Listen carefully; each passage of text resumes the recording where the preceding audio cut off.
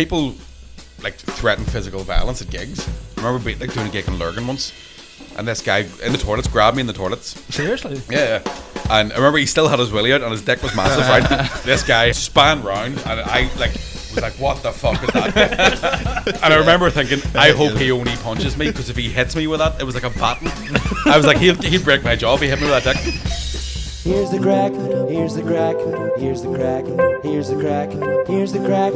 Welcome back, talking shit and drinking wine. Like and subscribe. Here's the crack. How's it going, people? Welcome back to the Here's the Crack podcast. Let's just get straight in. We've got a guest on, Micky Bartlett. What's happening, motherfuckers? How's it going? Know what I say?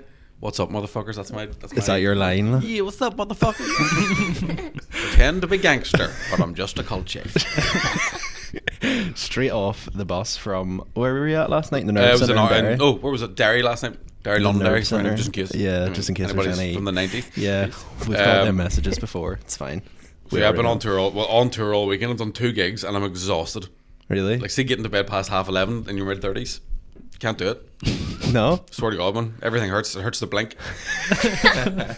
Like, I had one of those dreams. You ever one of those dreams where you think you're going to piss yourself? Yes. You're peeing and you dream. And I woke up and I immediately checked my pants just to be like, did I pee in real life? And I spent that long checking my pants to see if I peed in real life that I thought, I forgot to piss. That happened to me one time. I had a dream one night and I was dreaming that I was in a urinal. Or at a urinal. In a urinal? Wow. You know, the wee fucking cubicle, sorry. I was pissing away in the dream, and then the next thing, you know, it just sort of went from that dream to reality, and I looked down and fucking pissed myself. No. But I was 10, like, it wasn't recent. Oh, yeah, 10 days ago. Yeah. You can remember it though, Yeah. but you were definitely not 10. If I ever have a dream where I think I'm Could've been taking a 6, shit, I'll panic. It's time to go to the doctor. My prostate's falling out. Like, I actually started doing this thing recently where I'll like chug like 2 pints of water before I go to bed, and like I must admit I'm up like 3-4 times a night, like, but the other night I genuinely thought I was like asleep. My ma goes to me, what were you doing up?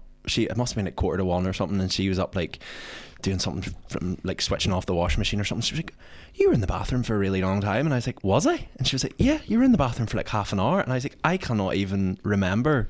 Like, I got up to pee during the night, and I think, did I dream that, or did I actually just fall asleep just in the bathroom fall asleep in the bathroom? I don't know. Like, I never know. You sleepwalk? Yeah, You do? I've sleepwalked a few times. Like, I used to like do it when I was quite young. Like, whenever I was like 4 or a wee bit younger than that, it was like going from the cot stage to, like, you know, when your parents lift out the cot and it suddenly becomes like the big boy bed. She's 13. Yeah. My mum used to tell 17? I used to climb out of the cot. So they had like what was the big boy bed that I was going to be going into, and then they had the cot, and I used to climb up the side and like fall down onto the big boy bed and like roll up and onto the floor, and then like start walking around the house. But like I had no. And if I ever have a kid who sleepwalks, it'll be exorcism time. Yeah. Like, I'm like, you're haunted. Get the fuck out of here. I'll be creepy The power enough. of Christ compels you. Like, I remember my sister sleepwalked once when we were kids. And I remember, so my bedroom door was like, I kept it open because I'm afraid of the dark. I'm not ashamed to admit that. But I had my door open, and my sister went to the top of the stairs with a doll and just started like poking on it. And I was like, what are you doing? And she went, we have to eat this. And I was like, what? And she was like, why do you think Mum bought it? And I'm like, she's fucking haunted. Mom! The devil's in her! I fucking told you not to have a second one. I was perfect, spoiled rotten. Now this bitch is running about here. Her head's going to spin round, she's going to bulk up pea soup. It's your own fault, that's what you get. But like it was New Year actually. We were doing New Year, and my girlfriend, she's like, her ones have like an apartment down in Port Rush, and we were staying, and them lot were coming up to like celebrate the whole New Year thing. And the night before we had stayed down, and apparently like 3 o'clock, she was telling you this, like apparently at 3 o'clock in the morning I just woke up and I looked at her and I was like, are they here? And she was like, who? And I was like, Gareth. And she was like, who's Gareth? And I was like, how long? I'll go check. And apparently I got up, went like done like a tour of the apartment and came back to bed. She was like, what's happening? And I was like, oh, they're just down there sleeping on the floor. And fell back asleep again. And for like the rest of the night she was sitting going like, couldn't do it. I'd be wide awake the whole night. sleeping on my floor. Like, I don't know. I know a few Gareths, You're but a bit on the side. yeah, I just don't know. But Oh no, that shit terrifies me. I don't know why. I've been listening to a podcast, it's a BBC podcast called Uncanny, and it's just people telling ghost stories. But there was one from like, it was like the sort of original halls of residence for Queens. Like, I don't know, was it Alan Brooke Hall or something weird like that? But like just one specific room, people kept having these weird. Like there was a man at the end of the bed and all these. I'm listening to it like, yeah, okay, right, fair enough, all right. You know, it was the 80s, probably a lot of acid. It's fine. I got home and didn't realise I was terrified. And I'd left the mop out and forgot. And I was like, fucking burn the house down. That's it. Like, it's in here. We're done. Do you like believe in ghosts? No, absolutely not. No? But I'm still like, I'm just But you'd afraid still of be stuff. scared, I'm just a chicken. You've never Like, had a Believe them, or you don't want to believe in them. It's just that I don't know what I would do if one jumped out. Do you know what I mean? Like if a ghost walked in, I wouldn't be all well. What happened You've to you? never had an experience like that, a paranormal experience? then? No, the closest I've had. I remember me and Shane Todd drive back from Galway once, and I was like, I was doing the whole mate, you drive a bit, and then I'll drive a bit, and I promise I won't fall asleep, and then I immediately fell asleep. And Shane was pulling over to go for a piss, and I must have been like halfway through dreaming and waking up, and I was convinced I saw like a hitchhiker like walking along the hard shoulder. I was like, Shane! And he's like, what? I was going for a piss. But that was just me. I was out after a 3-day drinking binge where I was clearly hallucinating. Yeah.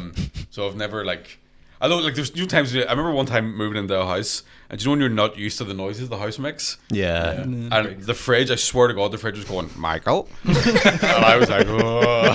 I did sound like The Morgan milk's Freeman. haunted. Like, Morgan Freeman fridge. Michael, get your milk. that chicken expired in 1874. I always find it like I don't believe in like ghosts and stuff, but like I've heard like there was this one particular house going for sale in Ballymena, and I remember saying like that'd be a good wee house, and my mate was like the woman died in that house, and I was like no, never Yeah, mind. don't then. wrong. Yeah, I would not move into a house where someone has died in or Yeah. someone's been murdered in. Like if you ever like, I feel like that'd be a worst thing as a real estate agent to be like, so the woman actually passed away peacefully in her sleep in her bedroom. I'd be like, I don't care how she passed away, she will come back for me. Yeah. Surely that's happening in most houses. I know, but like Every it would happen in most houses, but you probably wouldn't want to know about it. There's a woman down the street from my mum and dad who died. Do you know whenever like you hear of an old person dying and you're like, I thought they were dead Yeah. 8 years ago? Like, Yeah. so this old lady like died, and they put her, or I don't even think it was her kids. I don't think she had any kids, which makes it even more hauntier. Yeah. You're like, oh, she never even found love. That's Yeah. definitely an evil woman. But the her kids had put the house up for sale, but all her stuff was still in it. Like, and I mean fucking shampoo. Like, I don't even mean just like the furniture. Paranormal shampoo. And I was like, no, who's going to buy that? Yeah. Like, empty it and then be like, want to buy a house? Nothing happened here. Be the worst thing if you walked in and someone was like, yeah, there's like a woman who's died in this house, and she had all them like, you know, them China like dolls and shit. Yeah. I think it'd be a very good Pure real looking estate at you, like, agent if no. you were doing But like, that. if you, it'd be worse though. I would kind of want to know, because imagine buying a house and then 6 months later, like the neighbor jumping across the wall, like, oh well, how's it going? Barbara was a good woman. It's sad to see her go so peacefully in her bedroom. I'd be like, the house is going up for sale, yeah. 100%. Yeah. I just couldn't. She was a lot, apart from all that stuff with the dark arts, the other part was really great. Had a lot of cats, a lot of lizards and all. You'd hear weird noises the odd time, but it was usually just people speaking in tongues. Scratching at the walls. Anyway, if you need any sugar, I'm just next door. You were obviously at the Nerve Centre last night, and you're doing like you're playing Ulster Hall. Where is it? At So the end I'm of doing the December? Waterfront this year with a new show. So this is the show that I'd done on the Ulster Hall back in October, with some wee added bits thrown in.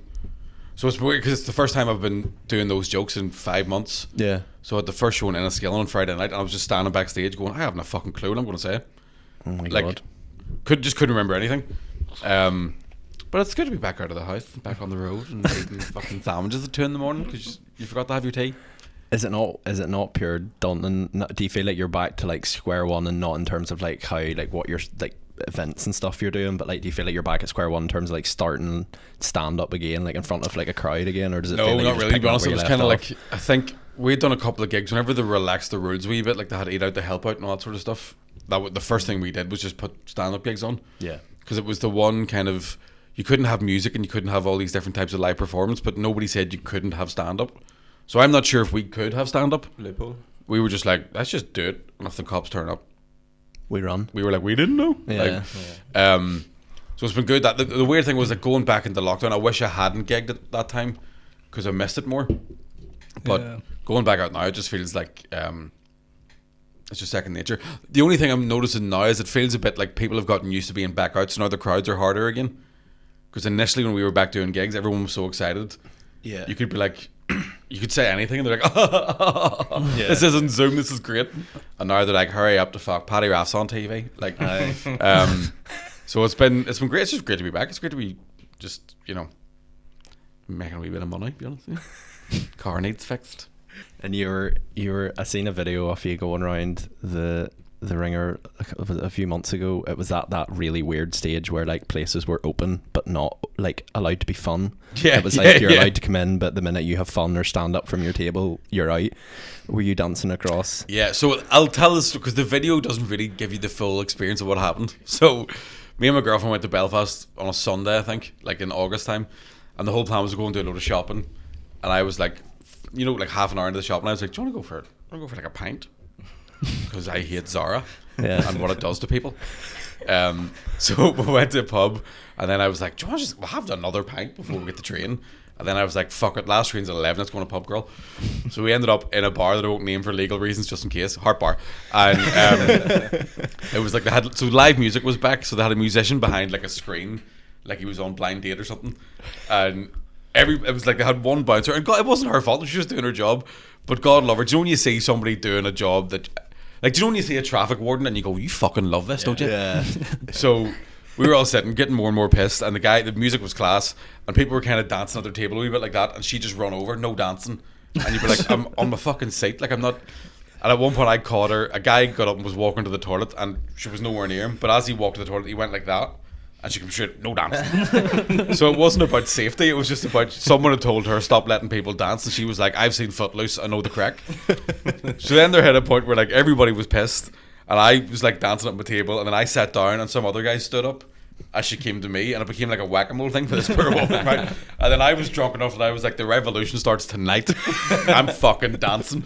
And then I got up, and my girlfriend managed to get her phone out and record it, and it's me sort of dancing a bit. This woman comes up, and everyone's like facing the same direction, being like, yeah, felt like a king of the world. And then the woman came over and was throwing me out, but went to throw me out the wrong door. So I then danced to the right door, and she shoved me in the back. Like, she was kicking you out. Yeah, she was I like, thought she was like getting you to go to back to your table. No, or something. I think, to be honest, and I was really pissed at this point, so it is a wee bit hazy. There was a point where I think I remember going, I'm starving and she won't leave, like my girlfriend. So I was like, I'm just going to get us kicked out. And I know the easiest way to do it is to dance. I don't even have to glass anybody. I just have to Did you get the train or did you miss it? No, we got the train, I think. Yeah, because it was about 8:30. Like it wasn't even dark yet when that happened. So I hadn't been back anywhere near it, just in case the bandits remembered or anything, or they were. You big wanted poster. Yeah, and then I made a video whenever the bars all opened again, where I was like dancing to the Heart Bar. Yeah, like your girl sees you coming and she's like, "Oh my God, here he comes again." He's had a Jaeger bomb. Fuck, he's gonna want to dance. Which isn't a bad situation to be in as a partner. Do you know what I mean? Like, like some girls like, he's gonna want to do something real filthy or something. He's gonna try and ride me. She's like, he just wants a wee boogie. God love him.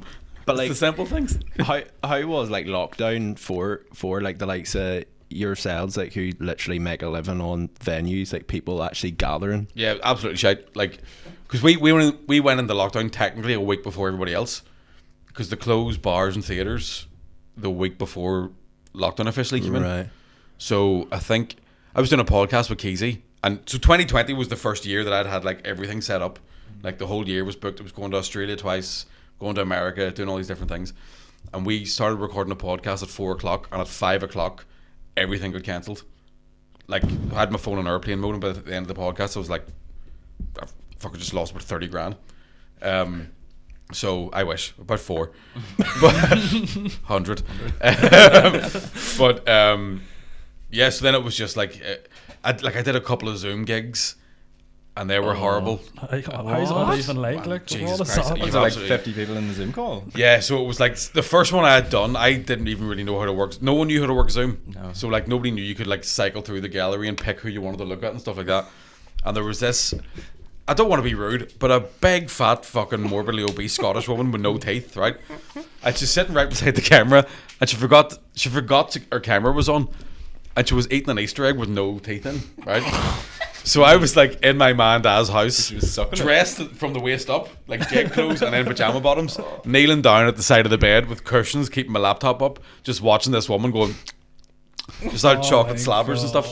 And I was like, I'm meant to be in fucking Australia now. Like, I'm supposed to be on an international tour, and this big diabetic bitch is ruining my day.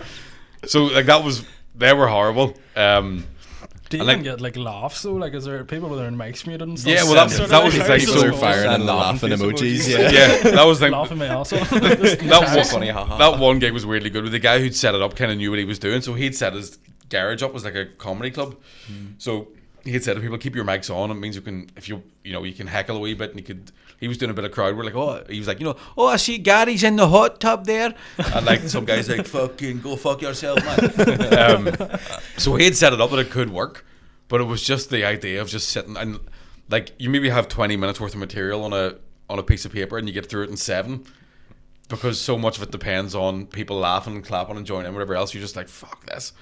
So some of the weirder, like I did a car park one, like where people are sitting in their cars, and the mic's wired through their radio, so they tune into but then there was a delay on it, so you're doing jokes. You can't hear anyone laughing, so I think someone has said like, if you're enjoying the joke, beep your horn or flash your lights so we know what's happening. Where were you at this point? Were you like standing in front of all the You're in a stage, like on a big massive stage. So it was down by the dock somewhere. I think they had it so I watched it from afar on the night before. Yeah. And then the last night was me, Sean Haggerty, and Diona Doherty, just like freezing.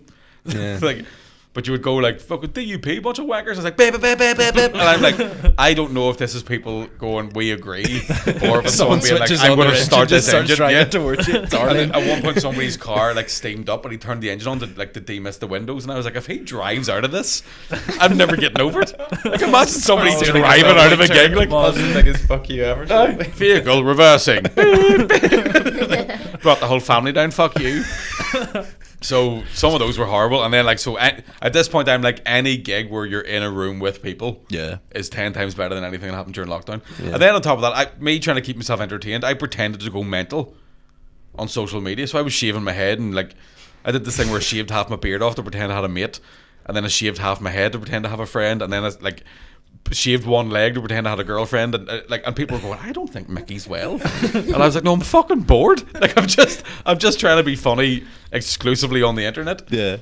Oh, in my ma's house, and it's a nightmare.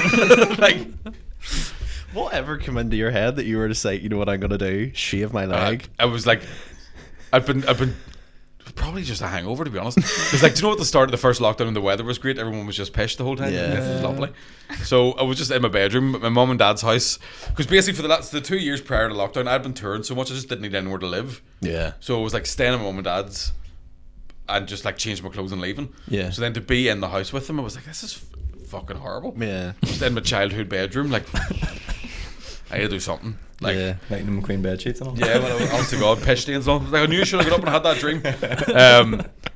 So yeah, I just started doing the stupidest shit of all time. I kept, when I think back, I did keep tucking my willy between my legs. I've seen that. Yeah, I kept, because I started getting really angry at TikTok. Like, I hate TikTokers, right? And I hate influencers. So I just started doing trends that they would do. Do you know those trends where it's like people are like fucking tapping the mic or tapping the camera, and then all of a sudden they're dressed and they're going out outfit, and I would do that, but it would just be me bollock naked with my TikTok between my legs. Good times. Your man there at the shop. So what's Michael getting up to? It is weird being like running he's down back at home there. It was weird running down to my dad and be like, "We just see us one." My dad's like, "Fuck's sake, you ever gonna move out, son? Not for at least a year." Did you stay in most of lockdown then, or were you like, were you like going out like doing, you know, the way people done them like 5K runs and all that? There, Nah, I like, didn't just do like that. going pointlessly to the shop. Yeah, I started working out a wee bit, so I had a skipping rope and some dumbbells, so I just started. I've put on about a stone and a half in the last 3 months because I haven't been anywhere near a gym. For those of you looking at home, being like, "Those tits are bigger." But yeah, I just started like doing workouts at the house. I hate running. I've got flat feet, and they're both pointed at like 10 and 2. So like my feet are pointed like that. All right. So I just don't like running. So I'll just skip. You can stand here if you need a piss, you can go inside. And you can skip and smoke. That's Do you know what I mean? It's handier. Like just sort of pop What out. do you want all that? It's good for the cardio. You know what I mean? Makes the body panic. So yeah, I didn't really do any venturing around. Yeah. I think as well because there was a point where like, because I do hate traveling, and even though I'm saying it's good to be back out, I fucking don't like it. Because I travel so much, I'm a black belt at getting through airports. Yeah. I don't mean in a terrorist kind of way, but like I can just navigate an airport easily. And when I'm surrounded by people who can't, Yeah. I'm like, fucking, like, how do you not know you can't take a 2-litre bottle through? Oh, yes, that take your was shoes just in off. Like, Manchester. Oh my it god. drives me mental. Like, belt as well. Yeah, the belt, dickhead. Like, We got put in the fucking queue behind the families. 2 families. oh man. Fucking some woman The coming every with 5 fucking- kids and on her own and pulling these fucking bottles out of bags and all, and them falling, and them like, you can't take. The security woman's like, you can't take those with you. She's like, well, how am I going to feed my child? Like, No, do you not fucking know this shit? Like, I know. There was about 27 trays went Oh my through fucking that God. scanner, Right. and she was like I mean, she All had them about out of- 7 children. pulling them out of everywhere. She too, must like, have cleared the baby with food out emptying the before she bags, and got she was there. fucking under the armpits and fucking pulling out. She was like absolutely holding the everywhere. baby like you know, whenever you're like collecting your shop and you put like a 2-litre bottle underneath, like, you're like, putting it in here, and then she kept looking around at us and going, there, and we're like, well, no wonder, like, Aye. you've got about It's half what- your that's- kitchen cupboard with you. Somebody with a kid with him, I feel sorry for anybody traveling with a child, because fair enough, you're a wee bit like, right enough, how are you going to feed a hungry baby on a plane without this stuff? It's adults, Yeah, like hen parties and stag parties. What do you mean I can't bring my machete? What? Like, that drives me fucking insane. And everybody working in the airport's just like, I don't know, I just filled in an application, I'm in charge. Like, and at times I've been stopped as well just by guys who are like, I seen you on General Banter, very funny, and I'm like, do you put me through all of that just to tell me? You could have shouted, here, you make me laugh, as opposed to making me get fingered. I fucking hate them so much. Sorry. Oh, it's happening again. Oh no. Alright, breathe, Mick, breathe. Next time you go through the airport, people are going to be like, aye, I'm on you over. Like, I hate going Frisky. through an airport in the summer because in the winter you have a big coat, you can put all your stuff in the pocket. That's how you do it. It's dead easy. Just take everything, put it in your jacket pocket, take your jacket off, and everything's there. Wallet, keys, phone, everything. But in the summer when you don't need a jacket, I'm all, fuck, I have to do this one by one. Fill the tray. Like. Yeah, drives me insane. Sorry, I don't know. I know that's a weird thing to be angry about. On a Are Sunday, you one of those the guys? Lord's Day. Are you one of those guys who shows up with cargo pants with like 50 pockets and all that? No, but I'll wear just like a big pockety jacket. Do you know what I mean? A utility vest. Yeah. Yeah, kind of thing a paler would wear. Before you got into comedy, were you always that guy in school who was always like making jokes, like class clown, or? Yeah, I wasn't class clown. I wasn't necessarily a class clown. It was more like, oh fuck, if you're funny, nobody bullies you. So, dead quickly, be like I was kind of, I'm quite self-deprecating. So if people want to make fun of me about whatever, I'd go, man, I've got 4 better ones. Yeah. Do you know what I mean? Like, oh, here, let's steal your haircut. Well, oh no, fuck, let's steal my shoes. Right? Like, you see my fucking school bag? And then I was kind of, but I always wanted to do stand up. Like, I remember being. Like, when was that? When was the dream? When did you like have that goal that you wanted to get into it, or? I think, well, there's been a bunch of different ones. I remember being like 12 or 13, and we got like sex ed in school, and so we had double science, then we had lunch, and then double RE. And one of the guys in our class had smoked a joint because I went to a really rough school. So we had smoked a joint during lunch, and then the RE tape started, and it was like super Catholic. And one of the like, I don't know what you would call them on the tape. One of the fucking, what would you call somebody who's in an RE tape? Presenters. There we go. Presenter, yeah. One of the presenters just like. Another word would be, Yeah, one of the soon-to-be accused, one of those former BBC workers, but they were both from the south of Ireland, and so the tape started. They were both like pretending to read a book, and the tape started, and the woman just went, "Oh, hello, I didn't see you there," and the guy who smoked the joint went, "Fuck." And I remember thinking, I'm going to use this in my stand-up. So by then, like, thinking about doing stand-up was already a normal thought to me, if that makes any sense. It's the first time I remember thinking it. When But I did you remember- do your first show then? I suppose the first time I ever got, like, I think I did this, like, the stupid awards at the school formal. oh, you were the guy up on stage. I was the guy doing, like, so whenever, I was, like, after or before they'd done, like, Bell of the Ball and that sort of shit, they were like, right, let's get Mickey up, and I was like, do you know, like, the ketchup award, because he'll go anything, you, like, Classic. but I remember one of my teachers being like, you should be a comedian, and I was like, thank fuck. Like, I've been trying to tell people, like, it felt like coming out. Yeah. I was like, I've been trying to tell people I want to be a comedian for years. And then I went to McGee to do drama just to legitimize it, because I didn't know you could just walk into a bar, go, here, can I get on next week? Yeah. Yeah. So I was like, at least if I go and spend 40 grand and make my parents proud, when I go, I want to be a comedian, they'll not panic. So yeah, I went there for 3 years. So I think my first proper gig, I counted from 2008. So I did the Empire. I did an open spot in the Empire, and I thought if I do well, I'll keep going. But I dabbled a few times in uni. So I remember, like, I think I did 3 gigs in my first year, and the third one died so fucking bad that I was like, I'm never going near that again. Like, Yeah. it was for a cabaret night, and I went on after a girl who sang "Somewhere Over the Rainbow," but like beautifully. Like everybody was like, "Just the fucking." I swear to God, that's lovely. And then I come up like, "Yeah, who's got a fucking floppy?" Like, pot noodles. What's the deal? Am I right? Like, and the MC for the cabaret night was going to do a Britney Spears like lip sync.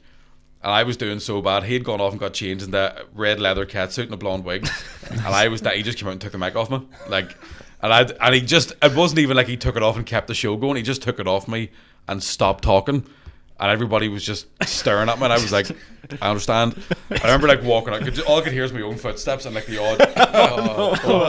And then like the door closed behind me and it was like, bow, dow, dow. And the whole place went mental. And he was like, oh, baby, baby. I just walked, like, all my mates were out. I just sat in the flat by myself with like a bottle of Tesco vodka. Like, the fuck, man.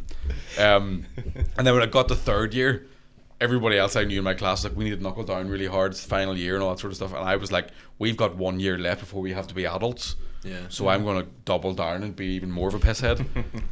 And then I think I had a module at some point in that course that was like doing stand up. So I did stand up for that. And then I was like, fuck, happy days, let's go. So yeah, because who was I talking to recently? Someone was like, what would you do if you weren't doing comedy? And I was like, I'd be dead. Like I'd be in a call center. Yeah. Just crying, like, because I have no qualifications. I didn't do. You've never done anything else, like you've never. Well, that's the thing. I worked in call centers. I worked in Subway for a while, and I worked in Next for a bit. Wow. But it was always like. Are you next? Oh no, it was horrible. I was skinnier and younger and had hair, but I hated it. I was just the kind of. Do you know when you're working in a job and you're like, I'm getting £4 an hour, and you're asking me to treat this like it's my fucking career. Yeah. I think the last job I had, I got a job in the civil service for a year, and when it ran out, I just went, I'll just try and not get a job. I'll just try and live off stand up. And I only made money for the first time last year. Like, it was the first time I've ever had a tax bill. Right. Because I was just broke for 10 years. Wow. Well, not broke. Do you know what I mean? I was lying to the tax man, but yeah, just like, oh, what have you? I've got a limp on the DLN. but yeah, it's I don't know. I just felt very natural to me to become a comedian. Even now, like you were saying there, like last night, kind of felt like it went a wee bit like rough. Like, is there still times now where you get up on the stage and you're like, this is not happening tonight? Absolutely, yeah. There has to be. Like, I mean, I think anybody who does stand up and never dies on their ass, you're either stealing jokes or you're fucking mental. Like, you're not in the same room. Because there's times you can walk out on stage and look at an audience and go, they're going to hate me. Yeah. You know. And I do a thing as well when I'm writing new material. So I'm working on a new hour at the minute. When the jokes are brand new, I'll go to the worst gigs possible. Like, I'll go to really bad open mics. I'll go really to spoken word. Yeah. And you're like, if I can make depressed people laugh or even smile, this joke's going to work in a comedy club or in a theatre. And I think it's always good just to remind yourself that because dying on your ass is part of it. Yeah. What's the creative process like for you? Like, how do you think about it? I just walk around talking to myself for ages. Really? Like, I've done a thing now where because I've finally got my own apartment, so I've done a thing where I just leave a notebook and a pen on the kitchen table, and if I think of anything, because if I write a note on my phone, I don't remember it. I have to write it out by hand. So I'll just jump up and write it down. Like, it might be one sentence. And then if it's a really good one, I'll start thinking, okay, what was that go? Does it link in with any other jokes that I've already got? And then it's just getting on stage. So I kind of write as I go along. I have to get on stage and hear it, like, say it out loud and see what it feels like, and then add wee bits to it and take wee bits away and stuff. So it takes fucking ages sometimes. But so if you think of something here on the spot, you're just going to jump up and run home to your kitchen, write it down in the notebook? No, we're recording this, so I'll just be like, lads, send me the audio. That was just just timestamp when I was hilarious. So that'll be starting at 0 and ending at 60. But like, do you catch yourself on now, or if you're writing stuff, you kind of, because like now people get so ratty about like the simplest things, do you catch yourself on, or do you just like, nah, this is, if I find it funny, it's going in a show, or are you like, I can't really say that now? These woke motherfuckers. Yeah, these woke motherfuckers. See, to be honest, that the woke thing isn't any, like, I've been doing this 14 years. It's always been there. Like, there's always the opportunity for somebody to get offended. Yeah. I always think if anybody who I meet in stand-up or whatever who go, you can't say anything anymore, very rarely have anything to say. Yeah. So for me, it's like people are smart enough to know that you're taking the piss. Yeah.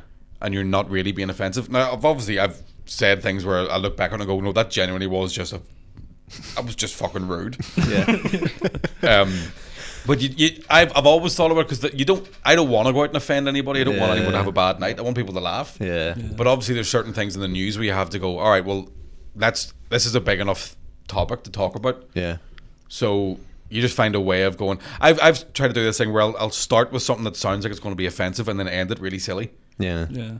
And like 9 times out of 10, you'll find if it's about a certain group of people, you'll get someone from that group of people who comes up and goes, thank fuck someone's treating us normally. Yeah.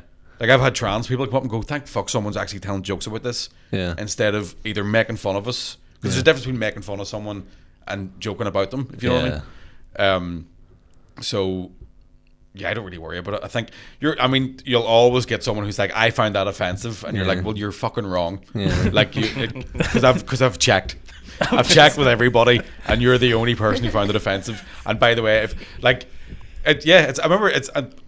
there's always going to be some people who just want to be sort of have people rally around them and go, you're right, he is a bastard. Yeah. Have you ever had any like gigs ruined by someone like that, just being like, yeah, I could off the top. Do you want to hear a fucking story? Yeah. Right? Yeah. I don't know if anybody's heard the Staban story. Have you heard this before? Right? I don't think so. So right before the pandemic, I was doing a gig. It was a solo show in Staban, and I had 2 support acts. So Mark McCartney was on first, and then Ronan Boyle, who's like a new comedian from Staban.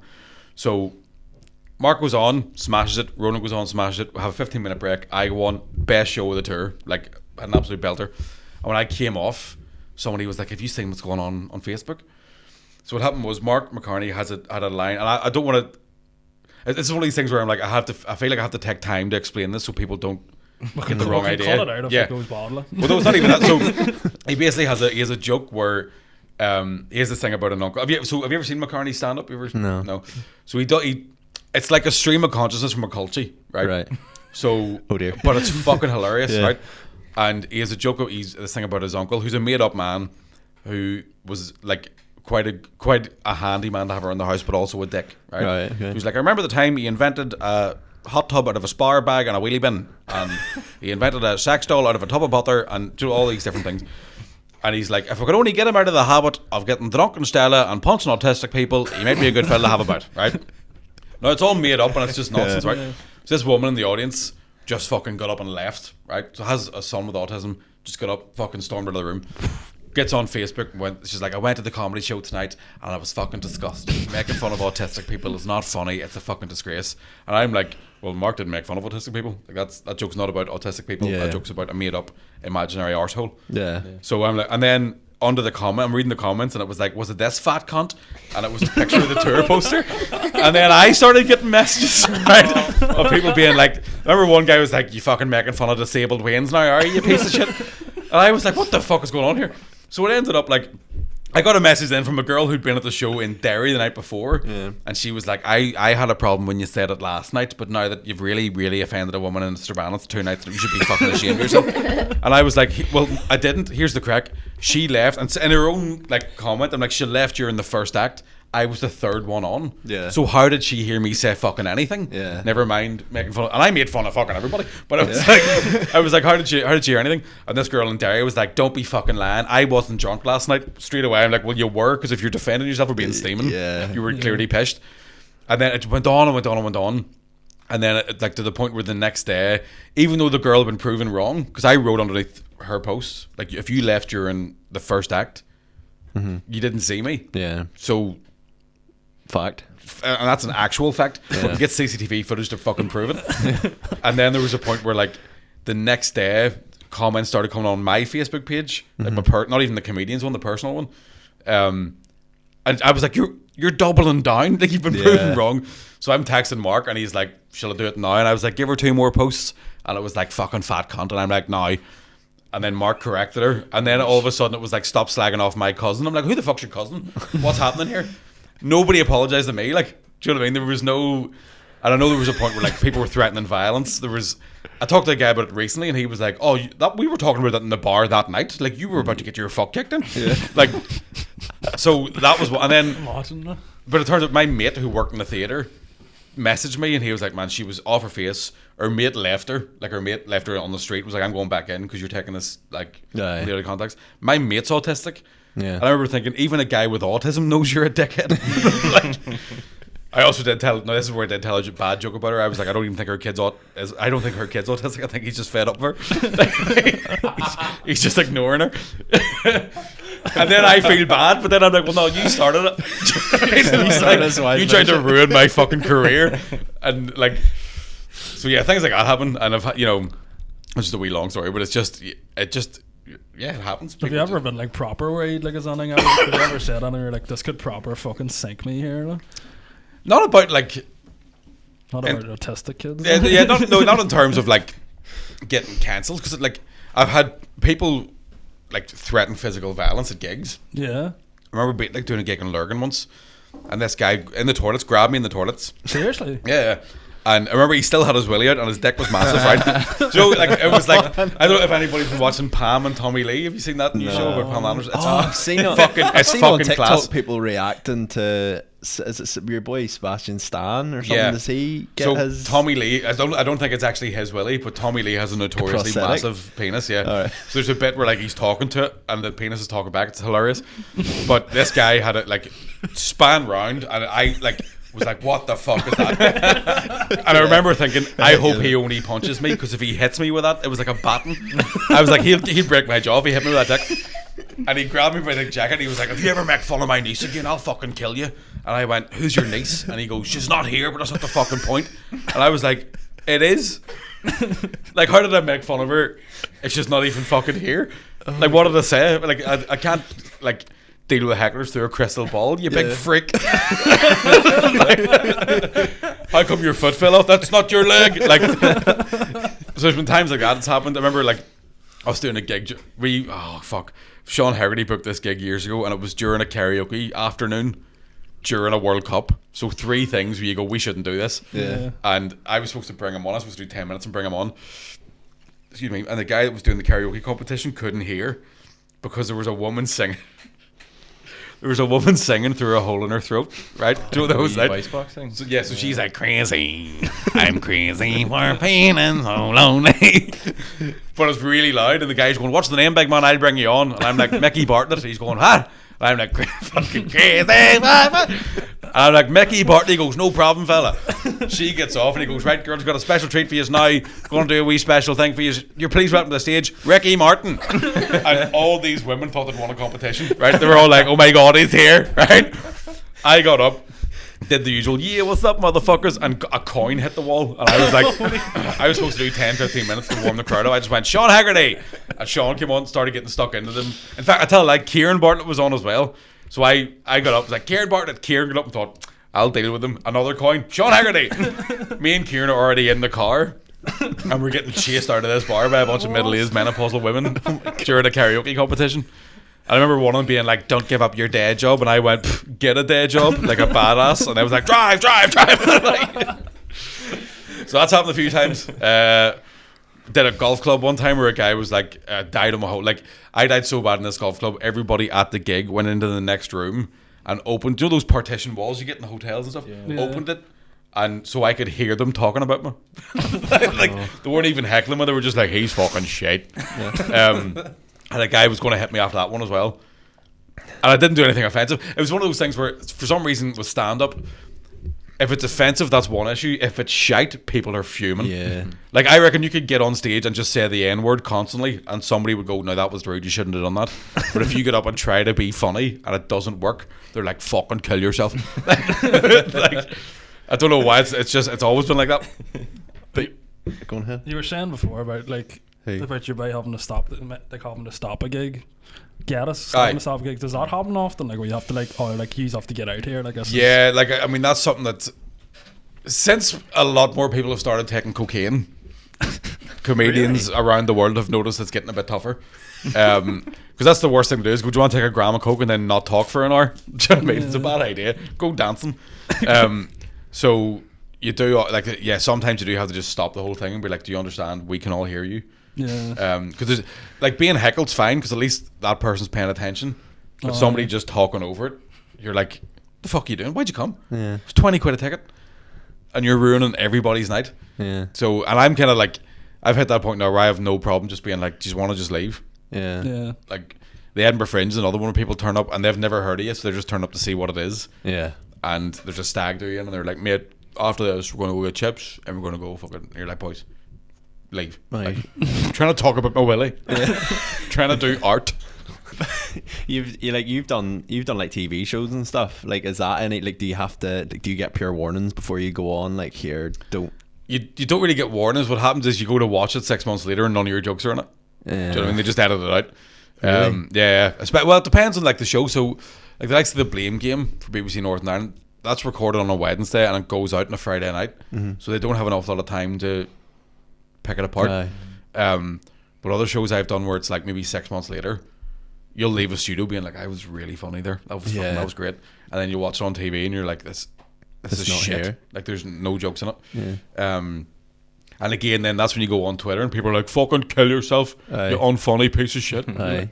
Why was he in that show? But like, that's probably like advertising for you as well, because you're like, if I'm absolutely killing it on this show, someone's going to watch and be like, who's that guy? But that's the problem I have sometimes with like, because I've had it where like I've been on a TV show, like Monumental was the last thing I was on regularly, and that's maybe 10 years ago.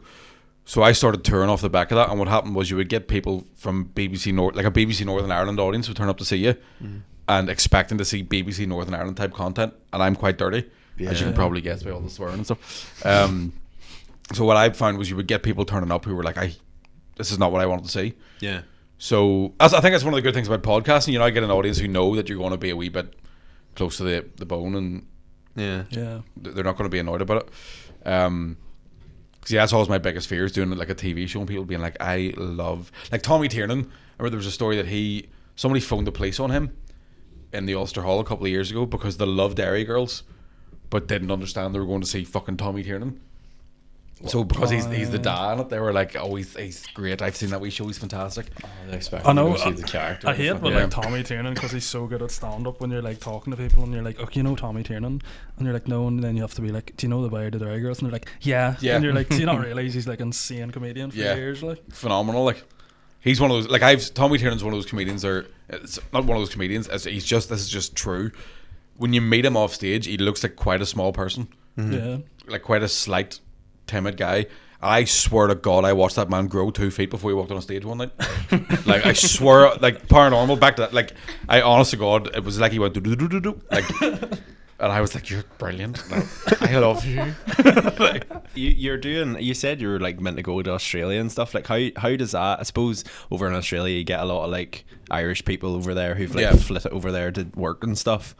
Like, is that the main sort of people who be coming, or is that like with Australians? So the way they work is, why I do this, like the Sydney Comedy Festival do these roadshow tours.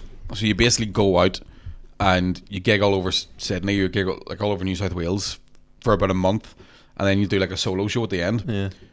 So you get people who've seen you throughout the course of the month being like, oh, I'll go watch them do an hour. But then you also get tons of people from here that listen to the podcast or whatever else. Because I think the last time I was out, I was doing it once a year, and the last time I went out, they made so much money on the bar during my solo show that the organisers were like, do you want to come back in April? Like, because I've never seen bar staff work so hard.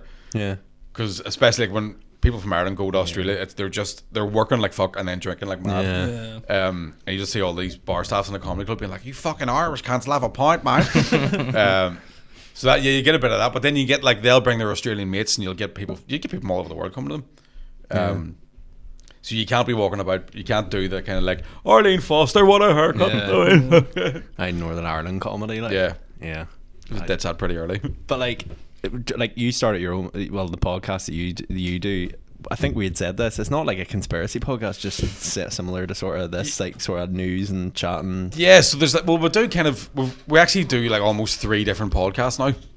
So there's Deck Chair and Yums, which is just me and Connor Keys, kind of like it's just sitting around talking or whatever, like talking shit. And then we've got one where we just answer questions from people on Patreon. And then there's the Just Rabbit Non one, which was like, that kind of became conspiracy based. So at the start of the lockdown, like, first of all, we're not conspiracy theorists. That's one of the things. I'm definitely not. Like, that's been one of the things that's been happening over the last years. People are like, oh, you fucking think the Queen's a lizard, and you're like, no, I'm just not entirely sure that this is the best way to deal with COVID. But we ended up then just going, like, the way I describe it is Connor went down the rabbit holes and I held his feet. Yeah. So I was like, oh, right, okay, but I'm not in it. Like, I was just like, I down there, mate, you want more water? Tearing on the edge. Yeah, so that's kind of been a weird one where we've got like, every Monday I have to go and listen to, like, and talk about fucking politics. I fucking hate it. Got a favourite conspiracy? The funniest one I ever heard. I think it's hysterical, just because of the proof behind it, right? So the funniest conspiracy I ever heard was that Barack Obama's gay, right? And Michelle Obama's a dude. I've heard that. Oh Right. yeah, I've heard that. And people were like taking screenshots of her dress and stuff. But have you ever like, seen? is that a Have you ever penis? seen? Yeah, have you There's ever a seen? picture of him and a man who looks really like Michelle Obama. Yeah, but then there's also the proof they use. There's a bit where Michelle Obama is like dancing with him, and there's a photo of him standing beside this bloke, and there's a circle around the elbows, and they're like, it's the same elbow. And I'm like, I have the same elbow as Michelle Obama. It's a fucking elbow, like. Like, or I tried to write a joke about it where it was like, if you could be identified by your elbow, your passport would look different. You'd be in boots, like, go on ahead. Like, Stop smiling. Yeah. So that's the funniest one, I think. Some of them are mental, and then there's stuff where, because I'm seeing like Joe Rogan getting pulled across the coals at the minute, and a bit of me is like, I think there is some sort of truth in some things that were just, everything was called, anything that was, especially during COVID, anything that was against what the government were saying became a conspiracy theory. Mm-hmm. So I automatically became a tinfoil hat, Trump supporting fucking anti-vaxxer. And I'm like, no, I'm just saying I don't like being locked in the house. Yeah. If that's okay. Yeah. Especially when they're not fucking doing it. Yeah. Do you know what I mean? So I think that's one of the, some of the things that have come out in the last year or so. A bit of me's like, huh?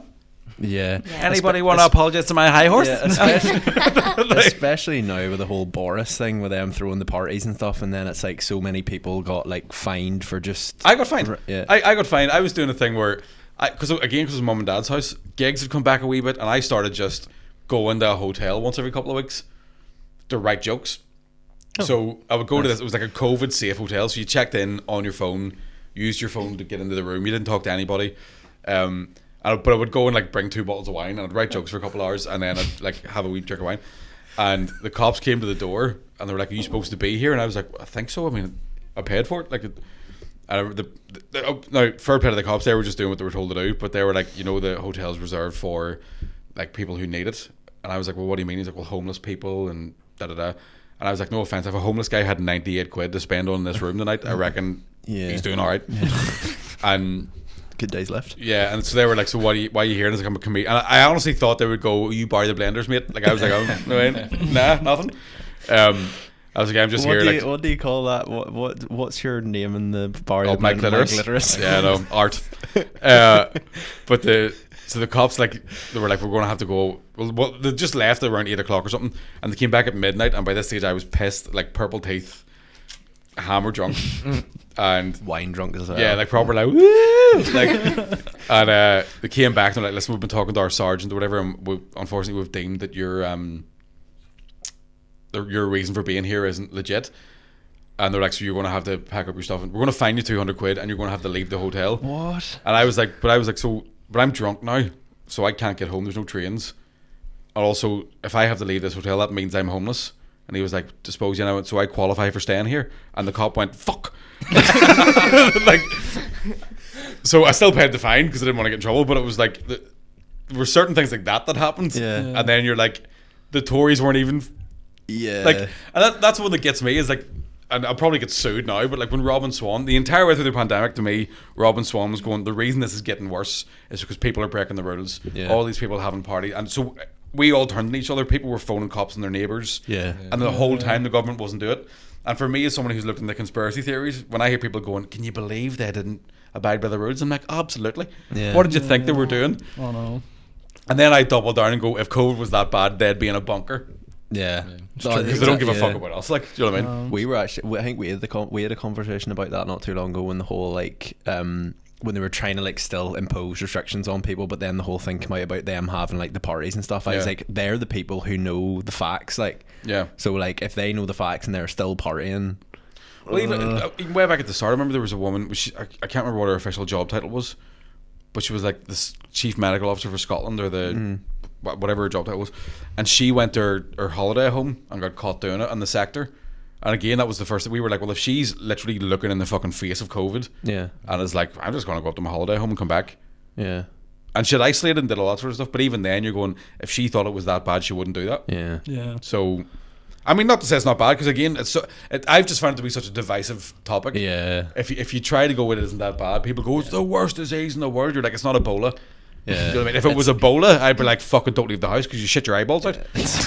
But a couple of days in bed and you can't smell for a while, fucking let's go to the pub. I haven't smelled in 6 months after COVID though. See, have you been bad with it? Yeah. I was actually not too bad when I had it, but see now everything smells the same to me. Oh shit! Yeah, What's it smell so like? it's chicken. Oh my god, we're in the Matrix, man. That's it.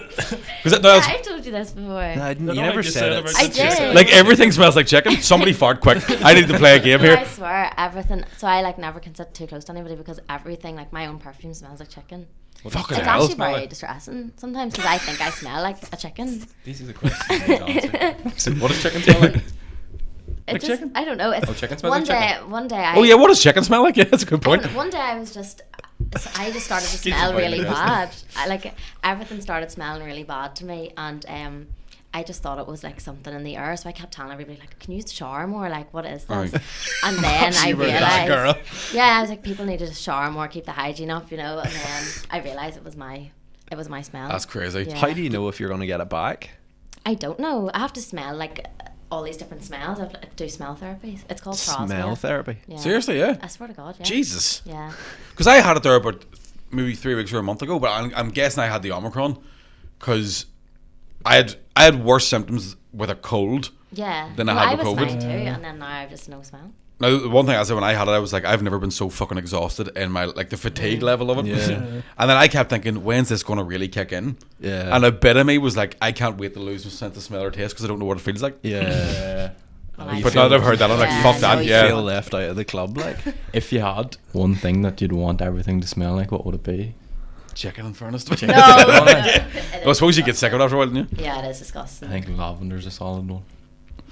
I like, do you know what, like linen, so those like linen, like diffusers you get for your living room? You have no idea. I have to shower like 3 times a day because I'm like, I hope I smell nice. Because everything smells the same to me. I thought there was So a if bit I of a ever smell stink, enhancement. I was eating chicken earlier. Like, that must be a nightmare. Fucking hell. It actually is. Yeah. Did you not just have a trusted circle of friends who you can go, listen, if I start to stink, let me know? No, I 'cause do. I Like disclaimer. I think I've said to you before. If I smell, let me know. You just go up to everyone like us here, like, smell me. with my ass, we say, that's stinking. Just wafted it up. Does anybody get I that? love No? the way you were like, and I was just telling people to shower more. Like, I thought it was my boyfriend really smelled bad. I was like, you stink, like shower more. Like, what the fuck? And then I realised it was you myself. hosing them But down out the back. So that happened like after COVID, like not even when you had the it? thing Or? that women get, like young women, like 18 to 30, the doctor said like it's called prosmia, and like after a few months your smell has to like try and recover itself and go back to normal, because I lost my smell at the time just for a couple of days, and then it's like healing, so you lose all smell and everything smells the same. That makes sense, because I know like Connor's daughter, I think she got COVID and her sense of smell took ages for that to come back as Yeah. well, whereas he didn't lose it at all. Yeah, I don't know, I think it's women are more prone to get it, so Typical. Is there any I know. like? Is there any like pure? Is there any pure mad ones that people have like messaged you, like conspiracy theories that you're Jenny like, I don't know if I need to call the police on this person? Not on the people. I just kind of go, I know. People thinking they're your mate, Yeah. like sending you voice notes. "Oi, mate." That was the thing. Like I remember we looked into the whole Q thing at one point, and again, Connor was looking into it, and I was hearing about it.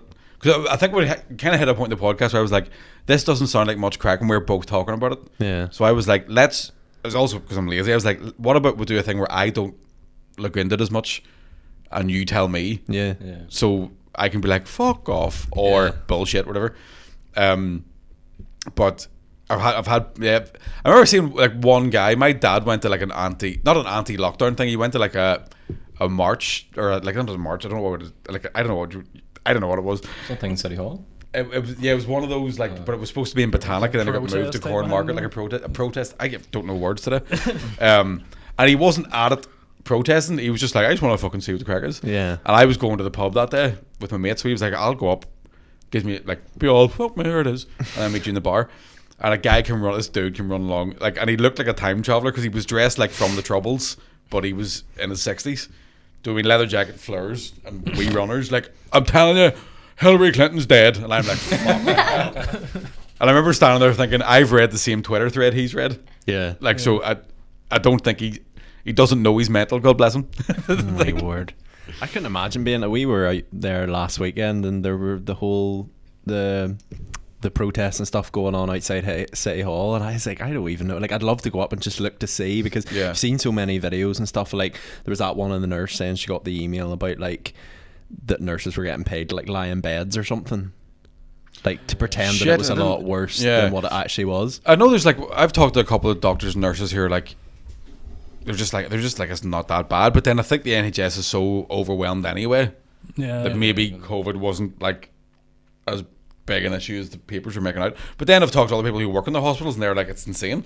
I kind of thought it would have like ended with a bit more of like an oomph or something, but it's kind of over now in England, and there was no announcement. I kind of thought it would be announced like, well done. There would have been like a big parade and all. Well, I do think it's hit that thing where like they've just realised it's never going to go away. Do you know what I mean? Like, it was really anticlimactic though. I kind of thought it would be like, well done everybody for that. I felt the whole pandemic, I thought the zombies were coming. I was getting ready. I was sharpening all my katanas, like getting ready to be the full Walking Dead, and it was just none of it. You were shaving your legs and your face. I was shaving my legs and being like, Mum, what's for tea? If I was in the Walking Dead, I'd be Darryl. More beans. Her. Motorbiking, I'm a badass. Shooting the arrows. Can I stay up and watch TV with you?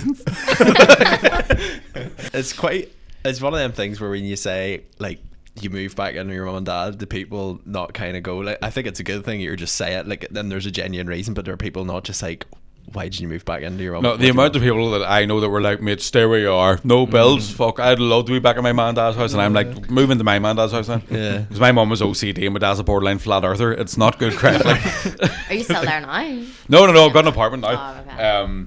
And like, it's even, I've never lived alone before, so I lived with like an ex-girlfriend before and stuff like that. I've lived with flatmates, and living on my own is completely I'm like looking at my girlfriend now, like, I'm never having children because this is bliss.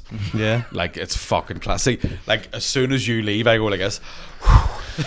Like, I just take my pants off and sit on the sofa. Like, it's brilliant. Was there any periods where you were like with your mum and dad where you're just like, I'm going to go insane? Yeah, after the first week. Like, the first week was great. We were like, it's great to have a catch up, and then come day 8, it was Fight Club rules. Like, nobody was talking. It was just because my dad's like me.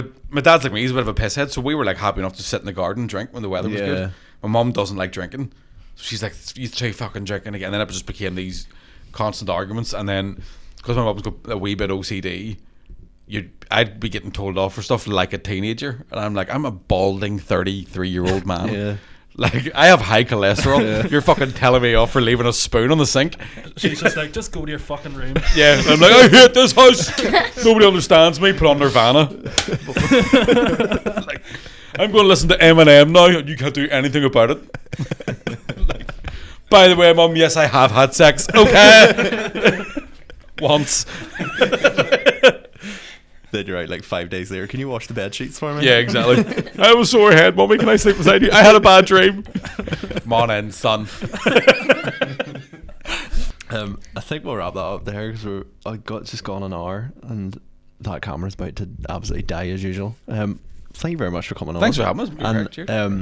And anything you want to like plug at the minute? Like, I know you're doing tours and stuff. Yeah, if you just go to shine.net or my Instagram, it's got all the tour details and stuff on it. And we'll come. Here's a contentious thing I want to ask: where's your favourite place in Northern Ireland to gig? Shit. This would be a divisive question. I mean, it's a question with many answers because the Grand Opera House is the one time I go. That's probably one of the best gigs I've ever done. Yeah, but also the Ulster Hall. But then you've got like Daly's in Oma. Is just a classroom, and you've got Lavery's in Belfast, you've got the Brickworks in Derry, so there's tons. If I had to pick a favourite, shit, where have I got the most money from? Waterfront December this year. Like, ching ching. Where's like the worst place to go? Like it's Oh, dear. everyone That's- someone that comes up and you're like, fuck. Don't I wanna hate do to that. say it, but Lurgan, Yeah. my own town, like. Where you nearly got killed. Yeah, I've nearly got killed in Lurgan. There's been a few hurry moments in Lurgan, and there's been a few times where people like run a gig and then they have no idea how to run one. So I remember doing one once. I know we're wrapping up, but I did a gig in Lurgan once where they were charging people in, but then the bouncer was like, "Are you here for the comedy? You just here to have pints?" Yeah. And everybody just went, "Oh, just pints," but they were all there for the comedy. Yeah. They got So in free, yeah, so they get in for free. And then like there'd be girls going, "Can I get a daiquiri?" And you'd be trying to tell a joke and there's a machine just and then someone's like, "You made fun of my niece," and I'm like, "Put your neck away." So I have to admit, unfortunately, Lurgan has been. Now I did some good ones in Lurgan at Christmas time, but over the years they've been notoriously the worst ones. I feel like a few people have said Lurgan. I think I've heard a few comedians Oh man, saying yeah, that. everybody's got a fucking story. Like, Darren John site, Lurgan as well. yeah, that was I the think same so, night. yeah. You know, See, I yeah. thought, I genuinely thought it would be like Ballymena because I've heard a lot of people. I went to that one that Geddes done and McCann done, and afterwards I listened to a podcast that he done. And he was saying like it just wasn't it wasn't a good vibe. Like. There's definitely a problem we comedians from here have, and it's doing council venues. Yeah, Because everybody that's working there, they're all getting paid regardless. And why would they give a fuck about yeah, what's happening? There's Yeah. no security. So trying to ask people, if you do get ball bags turned up, you can't turn around to some volunteer and be like, just sent it. Listen, can you just take a quick puff of your inhaler there and kick them 4 coke heads out? Do you know what I mean? I know you're here because you have scoliosis, but you love reading. But if you could do me a favour and kick that big baldy UDM on it because he's hurting my feelings, they're going to go no. Like, so yeah, that's so. Like I remember doing a council venue in Armagh one time, and an ex-girlfriend of mine, her aunt wrote "Say happy birthday" to insert name here on a sanitary towel, not a used one now. And just brought it up to the front of the stage, and I was like, "What the fuck am I? Get the fuck out!" Like, what? So, and then I'm like, "Just send that. We've got another one. We're in a wee minute, Mick. 2 minutes. Just having a bit of trouble getting my jacket off." We'll wrap that up there.